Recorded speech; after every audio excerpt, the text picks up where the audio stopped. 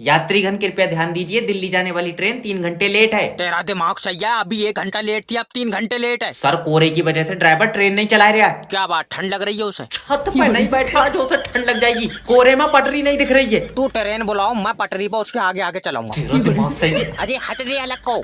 दादी आराम से। लल्ला, दिल्ली जाने वाली ट्रेन कितनी देर में आ रही है? दादी 3 घंटे बाद आएगी। क्यों? ड्राइवर को कुछ दिख नहीं रहा है। बताओ, बेचारे जबान आदमी की आंखें खराब हो गई। अंधा नहीं हुआ है वो। आज तो पटरी गायब हो गई। अरे दादी रात को कोहरा आ जाता है, इस वजह से पटरी नहीं दिखती है। तुमने ये बात कोरे से करी क्या? कि वो दिन में आ जाए करे? कोहरा इंसान है। चाहे लंबी पटरी गायब कर दे रहा है, पक्का जिन है। चलो निकलो। अजय मेरी बात। मैं कह रहा हूँ भाग जाओ।